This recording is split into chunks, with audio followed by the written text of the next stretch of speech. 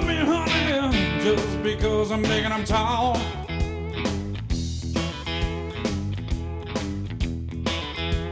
You say that you love me, honey, just because I'm big and I'm tall. I'm big. Hi guys, it's me Velma. See, that's me. From freereininspirationanddesign.weebly.com. And a friend of mine asked me to trade tips and stuff on how I made these cool little vines right here, which is also, by the way, a free PNG that I just put up for anyone to just, if you wanna. I actually made them on accident, making something else, which I do a lot of my PNGs, honestly. Say hi. Hi, friend. They're pretty easy, but it's kind of a long process, so I felt just making a screencast would be easier. And that way I could share it with everyone. As you can see, I already did pretty much the outlines of it, but I still want to go across real quick and show you the settings I used. And of course, this is simpler than my other one because, like I said, it's a really quick example. That way you guys can get the hang of it and you don't have to listen to me going on and on forever and ever. Okay, steady stroke I use a little less than I do more on vines because you want them to look natural, but you also kind of want them to be symmetrical in certain aspects. I use the feathery brush because of the texture it gives it at the end. It's very important with the vines that you use all kinds of tiny little tricks that some people don't see or don't necessarily pay attention to, but it all adds up to the big one at the end. Honestly, it's what separates your uniformity with the other uh, artists who are using the same brushes uniformity. Oh, one thing I wanted to cover: the brush hue, random, and saturation and brightness is pretty important because, like I said, it gives it a more natural look. Not everything's the same base color, and you can add that in at the beginning and not have to worry about going back and outlining and changing it all at the end. It makes it easier. Yeah, this program is Sketchbook Pro. It's basically my outline program I use for a lot of stuff. It's pretty good if you haven't tried it.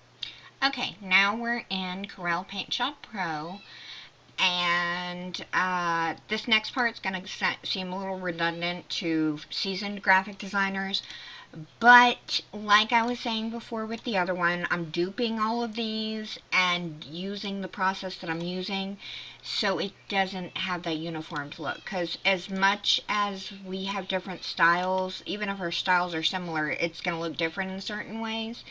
We use almost all the same tools, and unless you make your own brushes or use little tricks like these, a lot of your work's going to look a little too uniform to the other graphic designers. So I like to use dupes for pretty much everything. It thickens it up, but it does it in a way that doesn't make it look like everybody else is in uniform in these tiny little ridges around here. You see all those?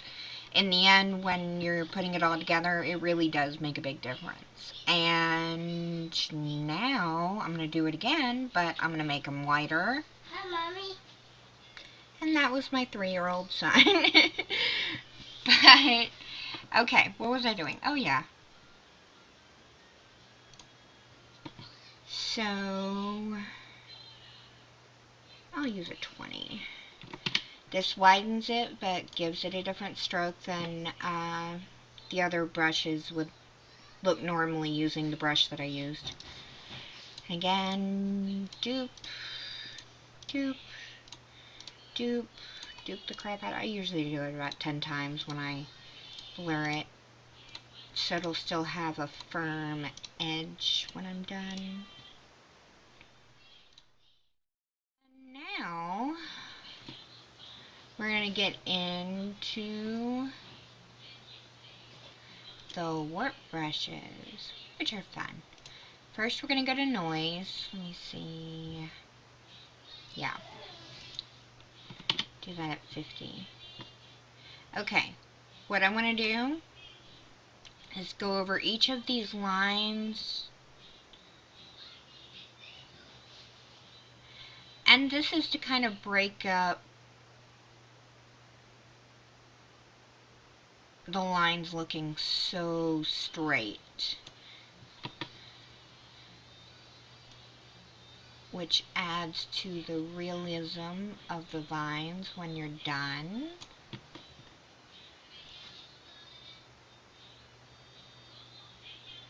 Like I said, very much about the little touches. Also, it could be that I'm a tad bit anal, and I'm okay with that. I don't really know any graphic designer who's not, so. Okay, and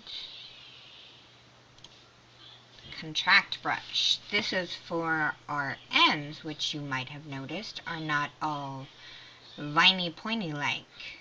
Use, let's do 50. Okay, and I prefer to use this other than because some designers prefer to use maybe an erase brush or even a little cloning methods or whatever. But I prefer to use this because it tends to give, on the vines anyways, because it tends to give a more natural, flawed curl to the vines than it would if you used a more uniformed tool. See how that's like so imperfect? But when you put the rest of the touches on that we're going to put up later, it's going to look, oh my god, so much better. Okay, you see how I've kind of curled the rest up? I didn't need to watch me do all that, but that was a good example. And now I'm going to go through and clean up the vines a little bit, which I've already started with these two.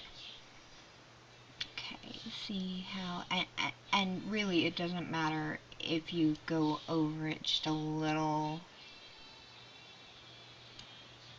too much with the warp brushes, because you can always clean up and make it look a little better. So don't worry if it won't pinch right or anything. It's not a big thing. Okay, now that's a little cleaner, but not too clean.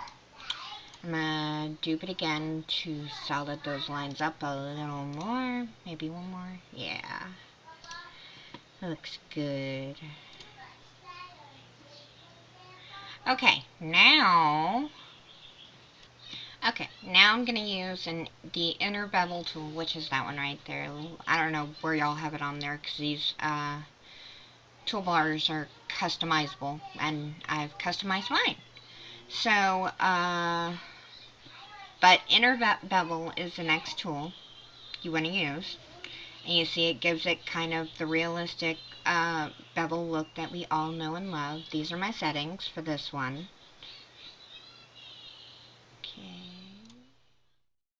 Okay, next we're gonna put a little texture in it, which I actually didn't do with the ones before that I put up, but the idea just came to me, so there you go. I'm using the texture effect. And no one actually sees you right now, that was just my ringtone on my phone. Yeah. Anyways, you're gonna use the texture effect, okay? These are the settings I use. You can, vary, but I just like the little ridges and the little fine points that it puts in on this little part. But you can play with it. Okay, what I want to do next is I want to bevel it a little more, except for you need to take a look at the settings because they've changed quite a bit. Using the same color to give it still the same base color from the light and the dark, but smoothing it out and giving it a slight more elevation so it looks more of a curvature instead of just flat behind the curve.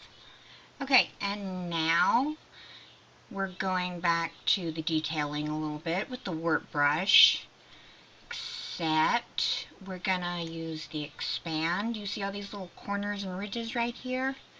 I want to use the warp brush to bulge them just a little. Let me see.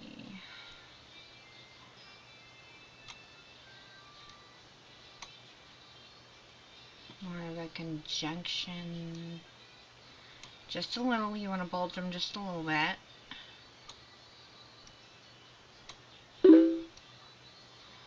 You will see why very shortly. Okay, now that that part's done with the bulging, I want to kind of corner these bulges out a little bit. And I promise you, you'll see why very, very shortly. Now, I want to take the expand tool. And what I'm going to do right now is start expanding these edges like this. That way it looks like it leads into the picture, goes back further into it. Of course, we'll do more later to add to that effect, but right now, okay, I'm going to do the same thing with the contract tool, except we're going to do it the opposite way. So we want this one to look like it's curling in instead of outwards. And remember, if it looks a little funky around those edges, you can always clean it up.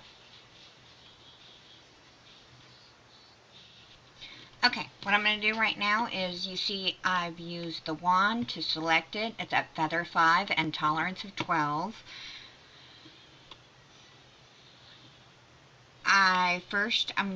What I did already actually was I deleted the excess around it a couple of times, smoothing up the lines basically.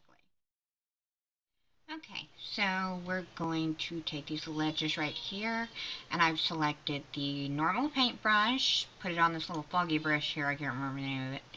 There's that one right there. Make sure you take the steps out, otherwise it starts to look a little funky. I'm going to take it along the edges of the crossings.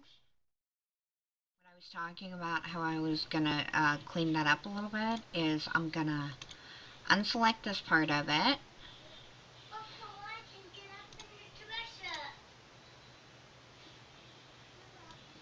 Okay, and whoo, okay.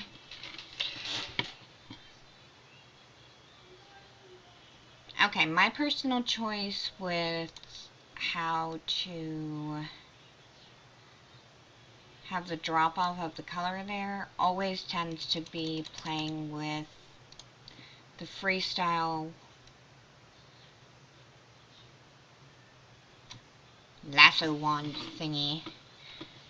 Actually, that's a little too much, because that way I get the specific shape that and the curvature that I want it to have while still having the fade out. So you just select the curvature and then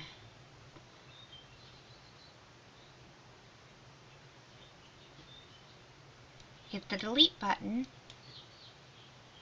I'll give you one more example, like that one.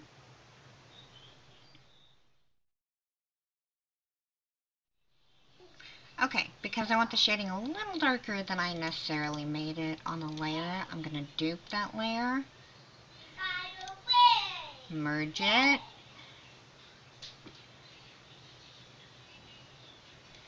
maybe give this one a little more of a fade out. Yeah, that's a little better. Okay. And now we're ready to merge it with the other one. We're going to do merge visible, that way you don't flatten it.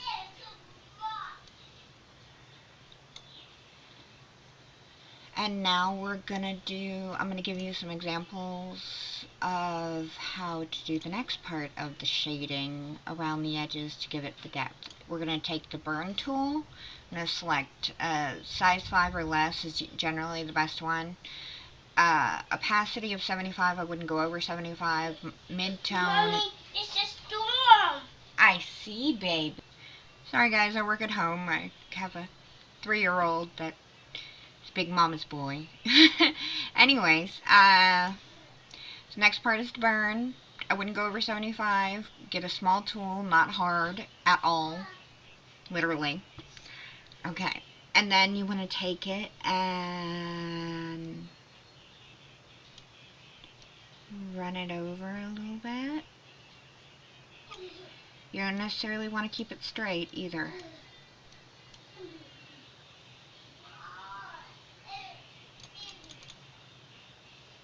A little too much, but you can keep it a little bit of a natural curve.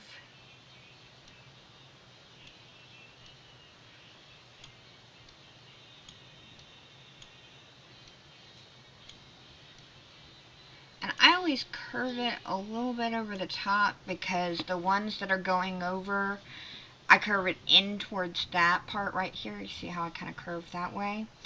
That's because the ones that are going over, generally it gives it an extra bulge shadow where it looks like it's literally over it instead of under it.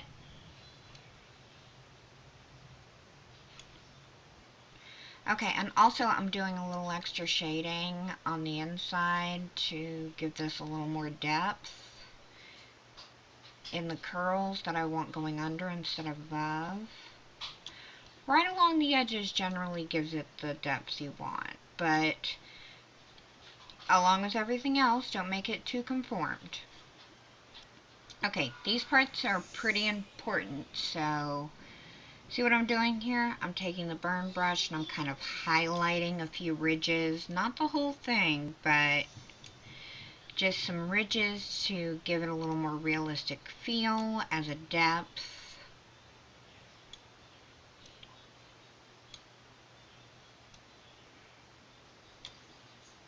You see this one's kind of bulging out a little bit, so maybe I'll do a little one leading towards the shadow by itself. That way it just kind of blends in with it.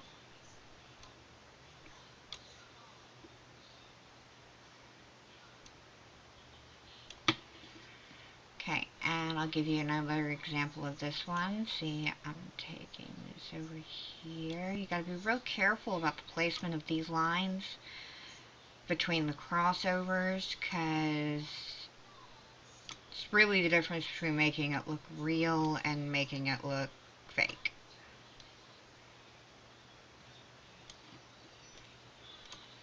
Okay, after the shading and the highlights, I'm gonna take a small brush and retouch these corners that I did earlier, just to give it a sharper feel.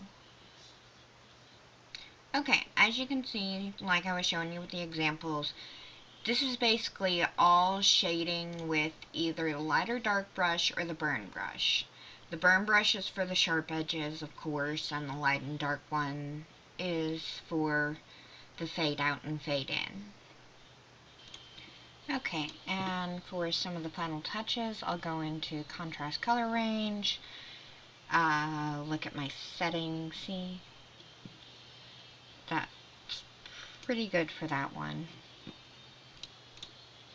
Okay, I'm gonna lighten it up a little bit with the brilliance. Check out the settings on that one, both at 63, by the way. Okay, we're going to skip ahead and finish this up a little bit. I gave you examples of every little bit. You see that I beveled it a little bit more. The last few steps, all you have to do is go back to the bevel. Okay, that's good setting. Okay, smoothness is 100%. The depth is 25. The bevel is the regular curved one. Width is 31, intensity is 35, angle 180, elevation is 90, and shininess is 0. So, oh, and it's like a light gray with color. So that would, you might have to do it 1 or 2 times to get the arched look that you're looking for, depending on which way you have your vines facing. Mine are just flat for the purpose of this tutorial, but you might have to change the angle and change the depth a little bit depending on the way that your vines are angled. One of the parts I added was the feather and the wand, the freehand wand. That doesn't quite give you the light brush shading. I'm not quite sure if I added this last time, but try and use that over layer. You gotta wait until you get all of them done. If you're doing them all in the same layer, make sure that you don't make yourself some extra work by having to go through and redo half of them, because you just wait until you do this until the end. Wait until you do this to the end. That way you don't have to make extra work for yourself. But if the freehand one with the feather isn't giving you quite the shadow cast you wanted to divide these, then I would try, after you've done all the shading, go to the blur tool. Like an average, maybe 13, 12, 10, depending on how much more you want or how much less you want. And if it's kind of right in the middle, I dupe the layer and then put it on half mass and merge it.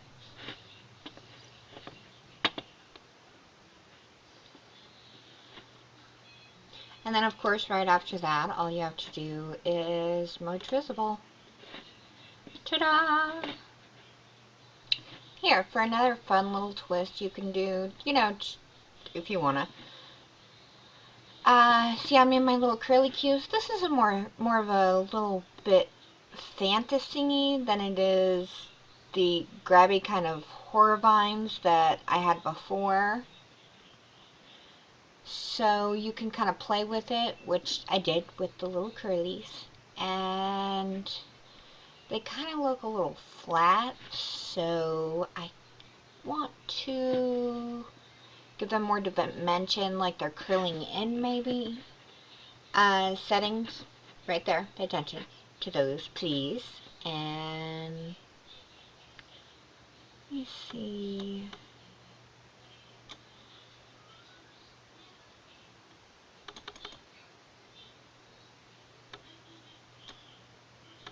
To 20. Ooh. Oh, it's fine just the way it was. I don't know why I was messing with it.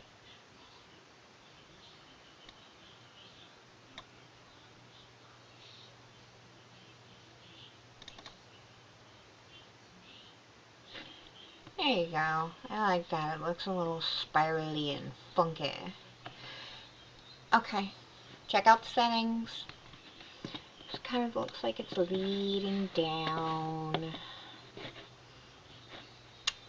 And okay, I was totally just going to do this one on the sly, but I thought maybe you guys could, would like to know how to do this. See this thing right here? It's bothering me. It stands out. It's too dark. I don't like it.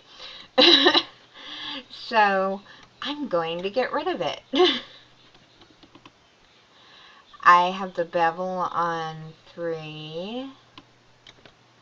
Let me get the whole thing so I don't have to do it again.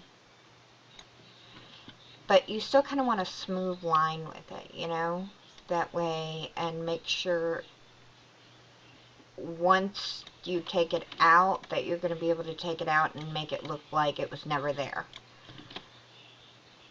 So you kind of want to go with the flow of the line that you're trying to erase. That's kind of important. So let's see if we can do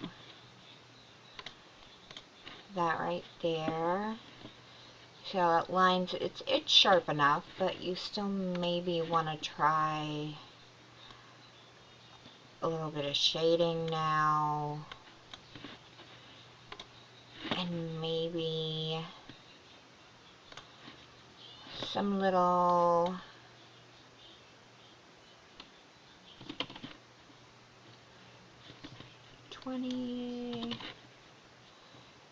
you know, a few little character bumps along the side so it doesn't look like it was just cut.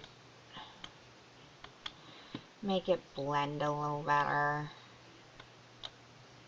I'm going to do the same with the other side, but you only need to see the one.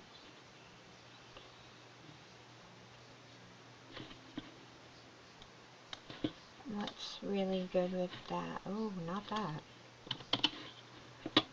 Okay, kind of.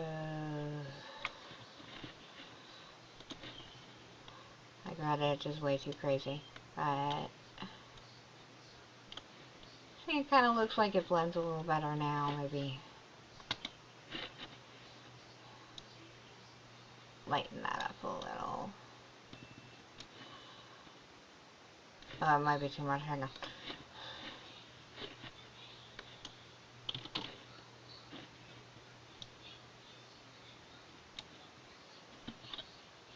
See, that looks a little better. I might go back and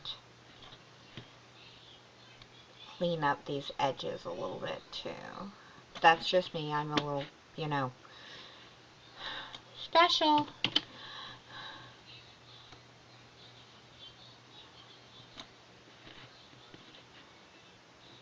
Okay, I know I was going to make it flat, but I wanted to have at least a little curve on it so you guys can see that you guys can play around with the dimensions.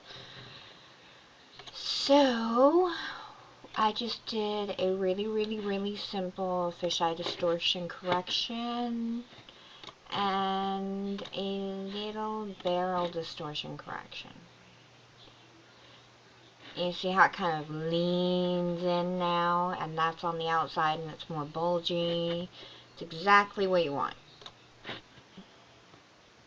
Okay, and for the last little bit, I did another, oh crap. Okay guys, and for the last little bit, I did another emboss, which I already did and I merged, but I'll show it to you anyways. There's, I believe, used the emboss on the layer itself and not the emboss tool up here.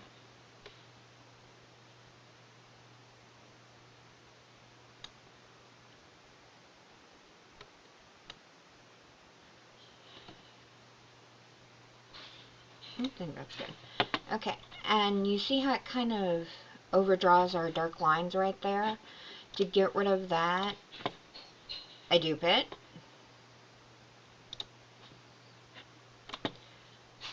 Merge them together so they're no longer the they're no longer on that mode in the layer itself.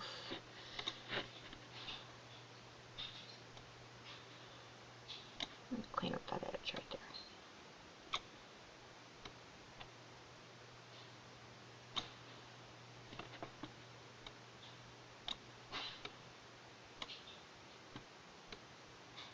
Sorry, I was just cleaning up some edges. And see how it's got the little shine over there where it kind of outputs our black? Just put a really, maybe even just 25% on the lightness tool. 10 over the part that's beveled in white. Not too much, just enough.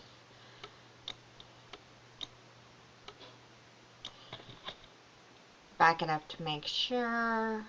Looks good. Yeah, it looks good. And of course, clean up the edges, which I'm gonna do. And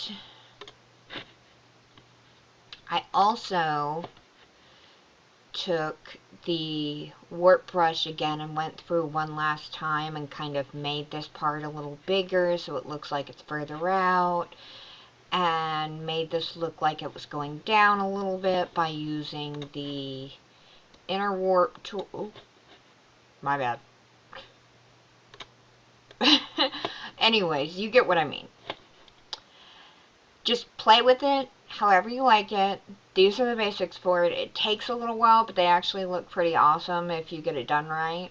So, thanks. And where's my friend? There he is. Say hi. This is for you, babe. Thanks. I need a fix, a little one, and then it's over, then I'm done. I got my own, I need to find, but in between, you are a lifeline.